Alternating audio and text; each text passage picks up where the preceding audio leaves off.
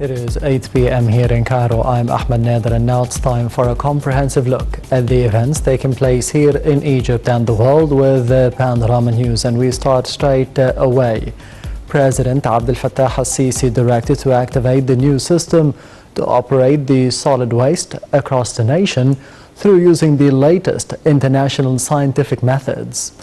President al-Sisi's directives came during his meeting with Prime Minister Mustafa Madbouli, the Ministers of Local Development, Environment, Housing and Urban Communities, and the Cairo Governor, as well as the Presidential Advisor for the Urban Planning.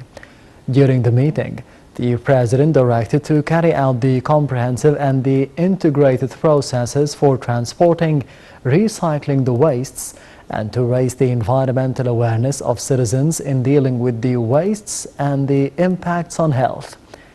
President al-Sisi ordered to close all the random dumps with the cooperation of the specialized experts to avoid any harmful impacts during the process. The new system aims at improving the health, environment and living conditions of the citizens, as well as decreasing the rates of pollution at the cities and the housing communities.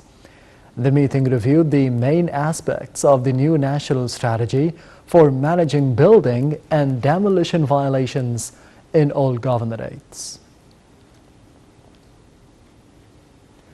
President Abdel Fattah al-Sisi honored the Egyptian medal winners of the 2020 Tokyo Paralympics.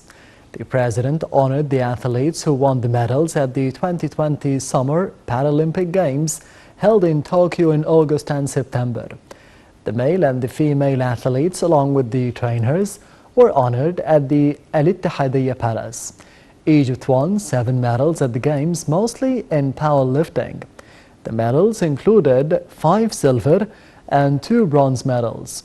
Winners of the silver in powerlifting are Sharif Othman, Rahab Ahmed, Muhammad Atiyah, and Fatima Omar. Mohammed al-Zayat won Egypt's only silver medal in Taekwondo in the 2020 Games. Mohammed al-Alfi and Hani Abdelhadi won bronze in the powerlifting. President Abdel Fattah al-Sisi participates in the UN Food System Summit, which aims at setting new strategies to confront the world challenges like famine, poverty, and climate change. The summit tackles the establishment of the new food systems that contribute to preserving the people's health conditions and protecting the whole planet.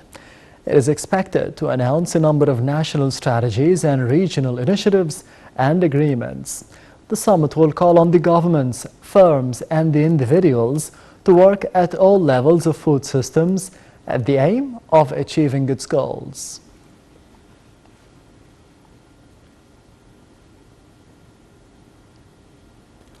Foreign Minister Sameh Shoukry held a number of meetings on the sidelines of the 76th session of the UN General Assembly session in New York. Shoukry took part in Berlin meeting on Libya with the participation of a number of neighboring states. The top diplomat reiterated the importance of supporting efforts of stability in Libya and the unity of the national institutions, in addition to responding to the Libyan people's aspirations to have a sovereign, united country. Shoukry held talks with the U.S. counterpart, Secretary of State Antony Blinken, for talks on the bilateral relations and on boosting cooperation in all fields. The talks also touched on the regional and the international issues of mutual concern. Also, he met with the Russian Foreign Minister Sergei Lavrov for the talks on the strategic relations between Cairo and Moscow. In his speech at a high-level meeting in commemoration of the 20th anniversary of the adoption of the Durban Declaration, Minister Shoukry stressed the necessity of facing race discrimination, extremism, and hatred. The U.S. Secretary of State Antony Blinken urged all the countries to raise the climate ambition